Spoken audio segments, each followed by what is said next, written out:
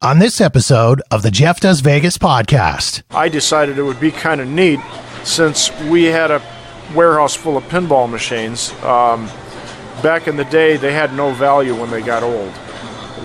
You could trade them in to your distributor for $50 in trade. So we just decided, to hell with it, we'll keep them. So I decided I wanted to open a pinball museum as a retirement project. In Spanish, its name means the Meadows. You might know it as the entertainment capital of the world, Lost Wages, or simply Sin City. Of course, I'm talking about fabulous Las Vegas, Nevada. On average, 42 million people visit Las Vegas every year, and I'm one of them. I love this city. The sights, the sounds, the shows, the people, the history. I want to share all of it with you. Taking you to the world-famous Vegas Strip and beyond, my name is Jeff, and this is the Jeff Does Vegas podcast.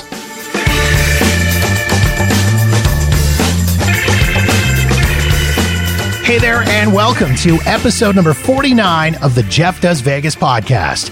Thank you so much for hopping on board this little podcast journey to my favorite city in the world, fabulous Las Vegas, Nevada.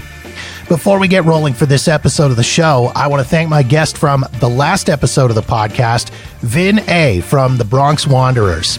Vin was kind enough to sit and share the Bronx Wanderers story with me, from their beginnings touring all over the U.S. to their time as headliners on the Vegas Strip, where they recently celebrated their 1,000th Las Vegas performance. If you haven't had a chance to check out my conversation with Vin yet, jump into the archives wherever you get your podcasts and search out episode number 48, or head to the website at jeffdoesvegas.com. All right, on to the show.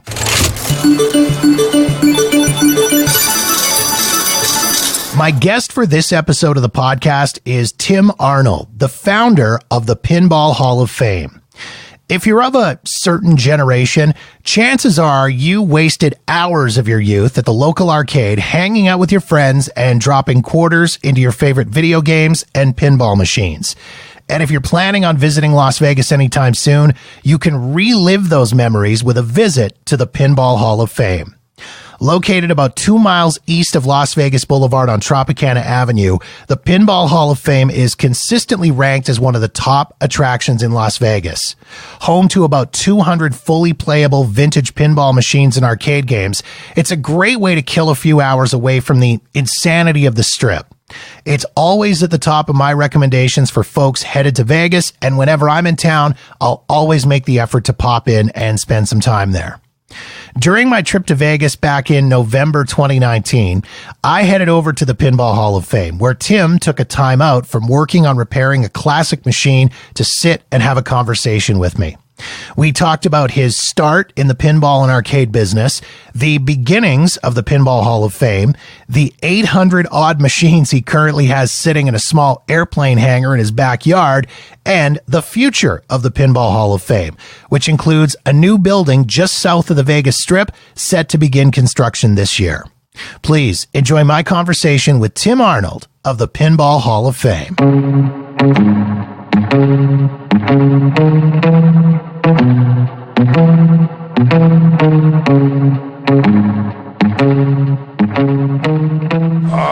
When I was a kid, I really liked pinball machines. I liked the art. I liked the fact that there was a challenge. There was a reward in the free game. Free games don't mean much to kids now because all games are free everywhere. But back in the day, when a dime that you used to play pinball was a lot of money, you tended to really like winning something for nothing. It wasn't even the game, it was just the gambling rush of winning. So I hung out in the bus station, the pizza parlor, the basement of the apartment house, and played a lot of pinball. I also began to appreciate the art of it because each factory had a distinct style. And I would go, once I got a driver's license, I would go as far away as 60 miles on motorcycles to look at pinball machines that we found in the Grand Rapids airport. Uh-huh. So things like that. It just became a fascination. And then when a local pizza guy was selling off some machines, me and my brother and another guy went together thirds and bought one and put it in my parents' garage. And it paid for itself pretty promptly. So then we bought another one and started putting them in frat houses, laundromats, pizza parlors around a college town. And all the other schmucks, I mean, my classmates would get up early in the morning and do their paper routes trotting through the snow to make a few lousy dollars, and I would just go down to the pizza parlor and open up this machine and take big boxes full of money out of it. I felt like a pimp. So yeah, it was a grand life. And then I tried going to college, but my chosen profession was kind of blocked for me at the time because they had quotas in at that point. And since I wasn't a minority and I wasn't a woman, yep, still not one. So I just decided that I would take a semester off and try being a pinball pirate. And I never looked back. So opened up arcades in '76, started with those. Worked that real hard through 1990. And the new games that they were coming out with in 1990 were mainly violent kung fu fighting games. And it made me feel dirty when I went home after selling a product like that. I mean, what happened to the beautiful machines I grew up with that were being replaced by these ugly black boxes where you hit women with chains and ripped the heart out of your enemy and stole cars and drove around. I felt like a pornographer, and I kind of had, at that point, I had enough money to live on the rest of my life.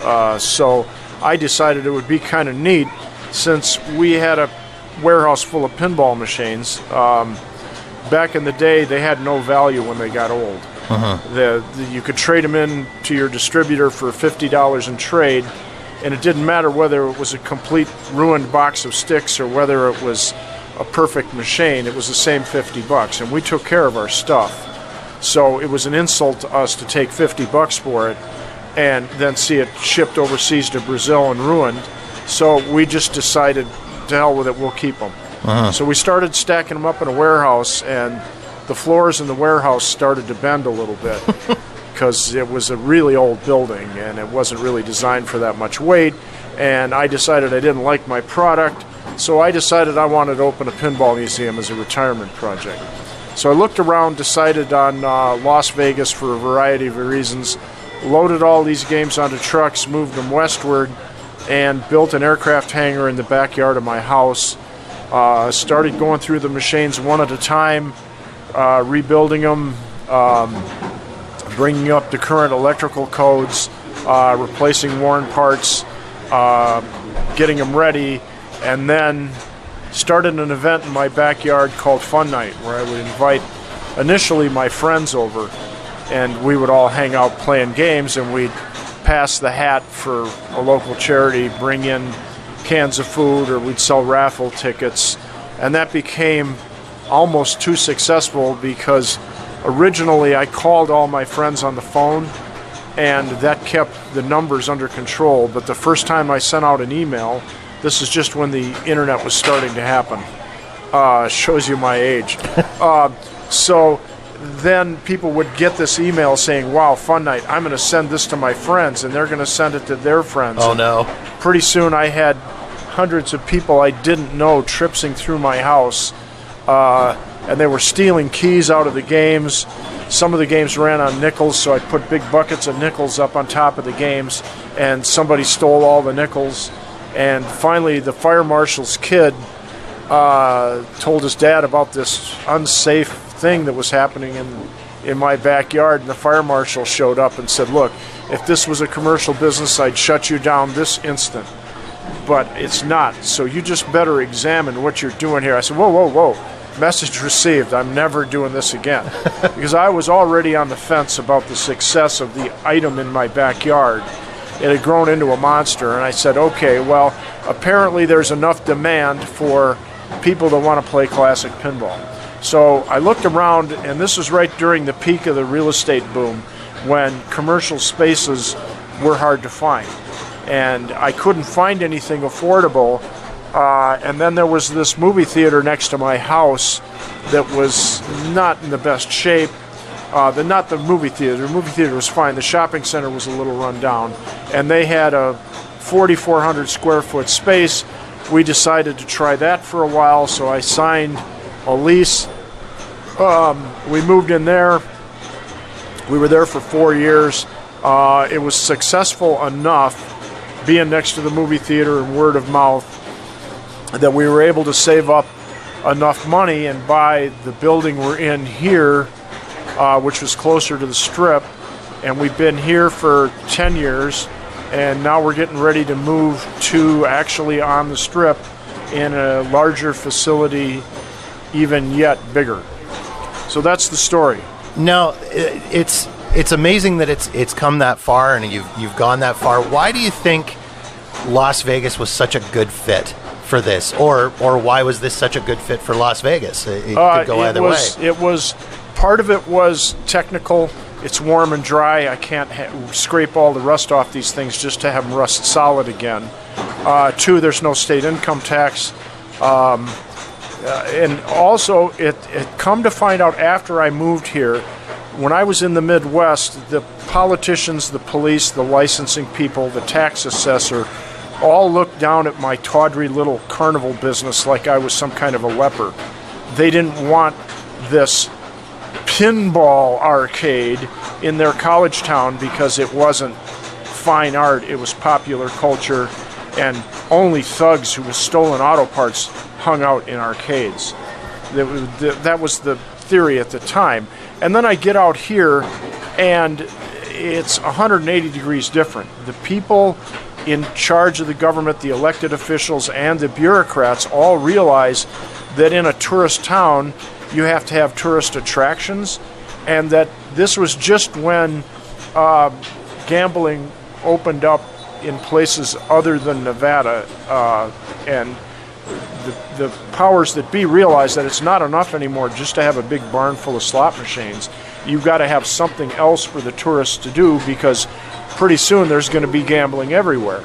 So they started to realize that what we need in a tourist town is tourist attractions, and they took one look at the thing in my backyard or the thing down the street and said, this is what we want. We want this in our town. What can we do to help you?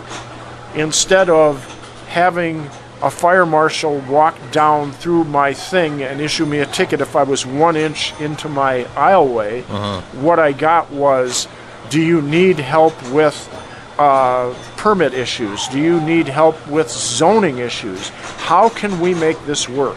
So come to find out, Vegas was the ideal place because the people in charge hear the music. Now, the really cool thing about this place, and coming here pretty much every time I come to town, and I'm here a lot, I make a stop here. This is my childhood. Like, I'm sure you hear from a lot of people that come here. Right. I mean, I grew up in arcades, and this was where my parents sent me when they wanted me out of their hair. Yep. And everything in here is playable, which is it's not so cool. Just playable. It's genuine. It's not a simulation. It's not a reissue. It's not ColecoVision's idea of Pac-Man. It is the 100% genuine, real Pac-Man machine with the original controls and, excuse me, a tube monitor. There's a difference between flat screens and tubes. They look different, the motion is different, and any hardcore game player will stick his nose up at a flat screen. And it's very difficult to keep 30-year-old tube TVs working, but we stick our neck out and continue to spend huge amounts of time and effort keeping the original games original. So it's like a museum, or I link it more to like Turner Classic Movies, because when Ted Turner bought all those movies and everybody laughed at him and said, what are you buying that junk for? You bought a bunch of old black and white movies? Nobody wants that crap. Nobody's watched that in years. But Ted Turner used to watch movies late at night, and he was insulted by the faded TV prints that the local stations would run that were full of scratches, and the sound was bad. and it was interrupted by horrendous commercials, and the picture had been smushed up to fit in a TV screen, and everything with the experience was wrong. So he bought the movies, and he started up the Turner Classic Movies channel, and he said, I don't care about marketing, I don't care about test audiences, I want a channel that shows movies in their entirety the way they were originally seen, and if it doesn't work, it doesn't work, but this is the way I want it. And it drew a lot of people. Now he's a genius. He's Superman, but what he did is realize that there was a need for people to relive their youth. And he had it easy compared to us, because if you have one copy of a movie, you can clean it up on a computer, adjust the color, take the scratches out, and it looks like new. Then you can take that and put it down Time Warner's pipes, and 10 million people can see it on their cell phone or in their living room. The problem with this stuff is it can't be digitized. You can't play a simulation of a pinball machine. The physical ball will never be able to be replicated by an algorithm. Sorry guys, give up, it's never going to work. So what you've got is, I have the only physical specimens, and I'm one of the few people that still has the knowledge to train a staff to tell them how to fix this stuff and continue this on. If you wanted to start this up, yeah, you could probably find the games somewhere, but how are you going to find the people that know how to fix them, where all the parts are stashed, on and on and on.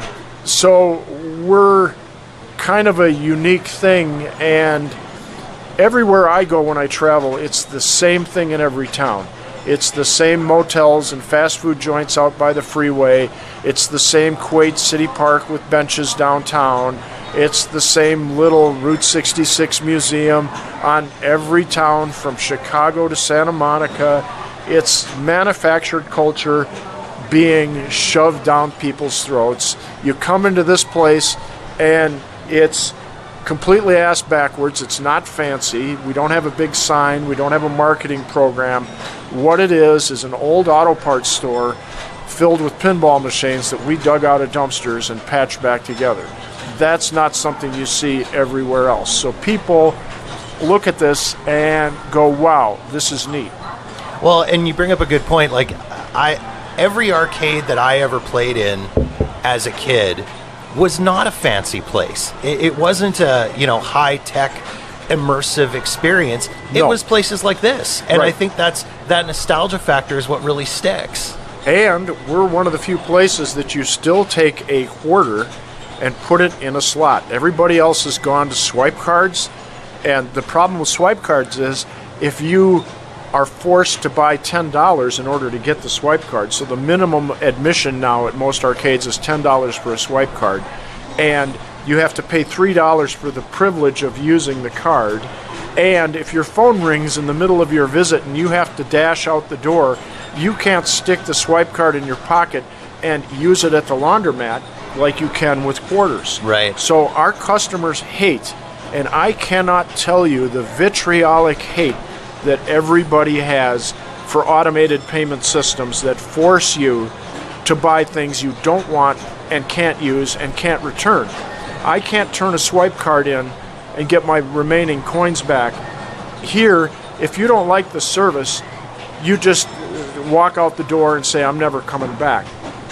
And there's also a subtle change that happens to arcades that don't use quarters, where it's pay one price, all you can play at the door, or it's a swipe card. All of a sudden, in the arcade owner's mind, it switches from being about I make my money at the games to I make my money at the change machine or the swipe card machine. So all of a sudden you begin to lose focus on the fact that it's 280 individual games. I have to make sure that this game works well or it's not taking in any coins. It becomes like the buffet at Circus Circus. It's all you can eat, but why would you want to eat that? Right. It becomes about selling people a Groupon and getting more people suckered. And once they're in the door, you don't care what happens to them. You already got their money. Yeah. And we're the opposite. We don't make anything on the change machines. We give you 4 quarters for $1, and we make our money at the machine. And if the flipper is 6 degrees too low or a bumper is dead, the income on that game drops immediately, because game lovers, game nuts, are fanatic about this has got to work. So we're not allowed the luxury of flipping the finger off to our customers to say, ha ha, we got your $13.50, $10 for the games, and $3.50 for the card. We don't care what happens to you. Now get out of here. How many machines do you have out on display and available for play? We've got about 280 here. And everything from the 1930s up to into the early 90s. Right. And there's no economic reason for us to have most of this old stuff. It doesn't make any money. We pay the bills with the crane machines and the video games and the new pinballs in the front row. The older stuff is nothing but a drain on our time. But again, looking back at Turner Classic Movies, they spend a huge amount of money to clean up these movies and show them occasionally, once, twice a year on their channel. And it's not about making money, it's about putting on a show. And you can't have a show without a lot of different acts. And that's what we have. And how many machines do you have sitting around in the back, just kind of that you're working on, that you want to try and get out and get going? Well, we have the original building in my backyard, which has about 800 in it. Oh my God! And there's stuff in that building that absolutely still to this day freaks me out when I see it. We have the BB machine guns from Riverview Park. I've got fortune tellers from the turn of the century. I've got weird pinballs that were made by one manufacturer that then turned around and disappeared. I've got weird old arcade games where you drive or fly or bomb the Nazis and stuff like that. Stuff I haven't had the space for here. And the reason we moved from here to the Strip was because we were able to get a building 3 times as large. And we're going to run all the things that we don't have space for here are going to show up there. Very cool. And one of the things that I love that you do is you do a ton of charity stuff and a lot of charity donations. Is it money from the machines goes to charity? Well, we have a simple 2-part mission. We avoid doing things that don't conform to these 2 items. You'll notice that we don't have a bar. Every second person comes in here, oh dude, you should serve beer, this would be kick-ass. Or a pizza parlor, or a robot animal review. We don't sell games, we don't sell parts. All we do is 2 things. Operate a pinball arcade open to the public 7 days a week with free admission. One of the few things in Vegas you can still do without paying to park and paying to walk in the door. And our second mission is to donate funds to local social service charities. Now, saying that, you can go online and see our tax returns for free at guidestar.org. And you'll notice the last couple of years we haven't been doing much charitable giving because we've been getting ready to and starting to pay for the move to the Strip. Right. We own the dirt lot on the Strip, fee simple. It's ours free and clear. That took a lot of the money that used to go to charity went into buying the lot. Now we're trying to get all our nickels together, shaking the couch cushions, trying to get enough change together to build a building. Right. But when we get it done, we will be able to get back to the number 2 item on our mission list, which is donating money. That's why that's number 2, and putting on a show is number 1. Let's talk about the new building. I gotta say, I am absolutely stoked about this new building because, as you said, it's gonna be huge. It's going to be huge. The aisles are going to be wider. There will not be a carpet on the floor. It's not going to be fancy. We will not have a bar We'll have a canned Pepsi machine. If you've got to drink something, you can drink that. We'll continue to have the quarter popcorn. People love that. It gives them something to munch on so they don't have to leave and come back. Popcorn's fairly affordable for us to get, so we can sell it to you for a quarter.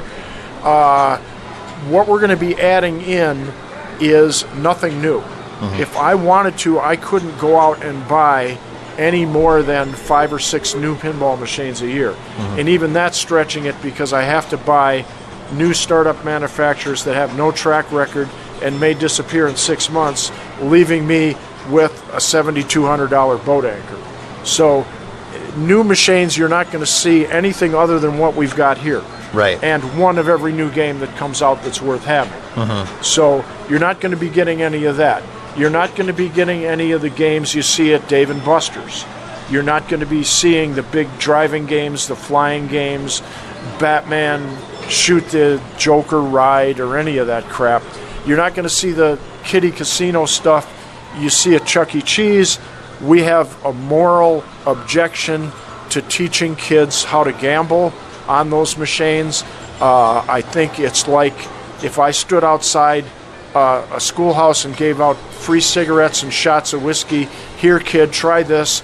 It's harmless. No, there's a lot of people that have been through gambling addiction who will tell you that giving children a taste for this is bad. And again, when I was given a taste of it when I was a kid, it was a dime, and I won 1 free game.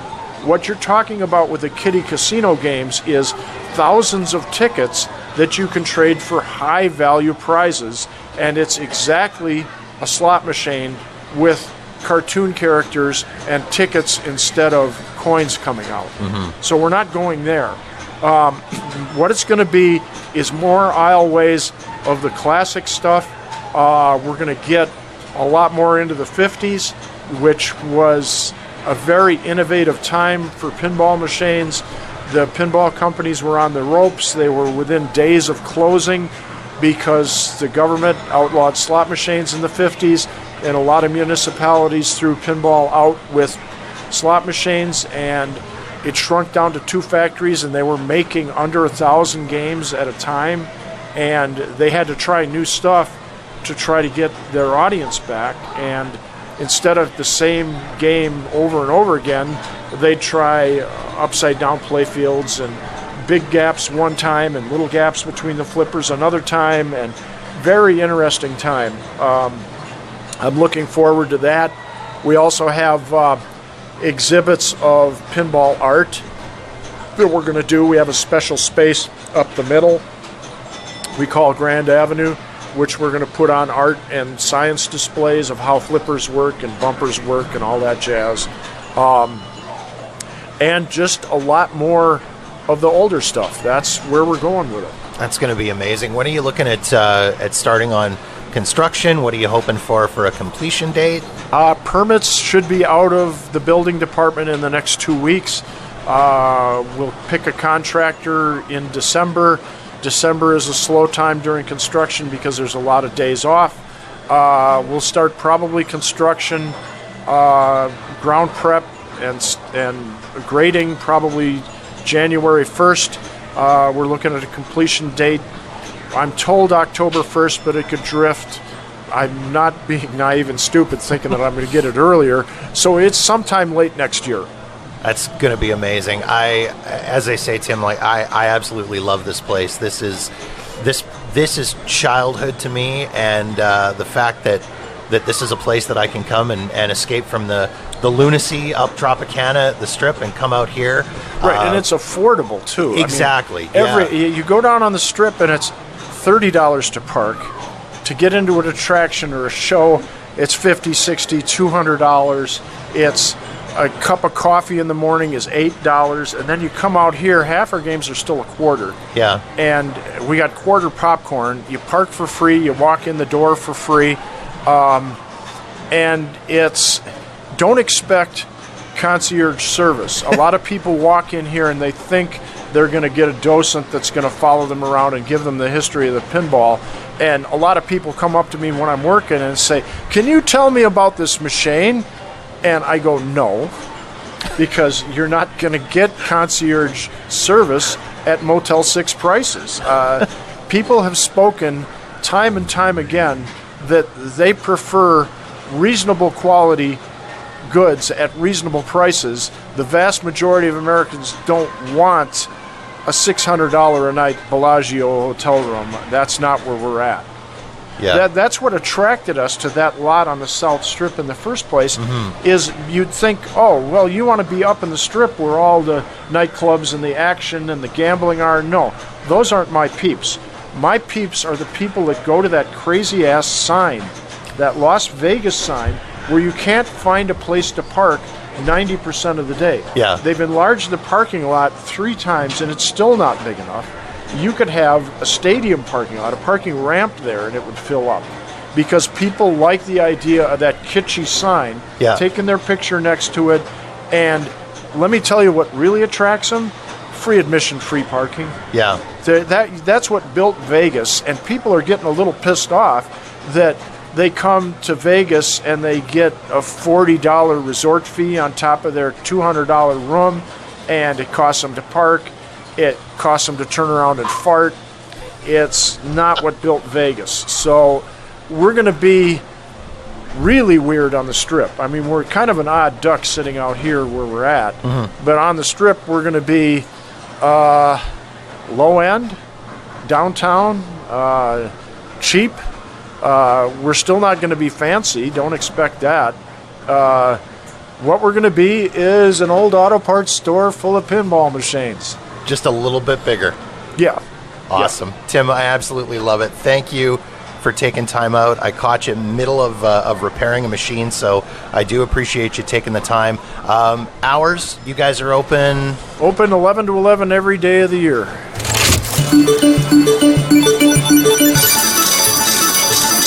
You can find the Pinball Hall of Fame at 1610 East Tropicana Avenue, approximately 2 miles off the Strip. It's about a 10-minute drive from the MGM Grand, or if you're feeling particularly adventurous, about a 45-minute walk.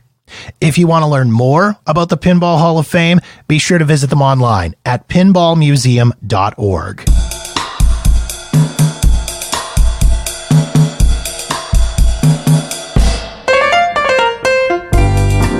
And that wraps up yet another episode of the podcast.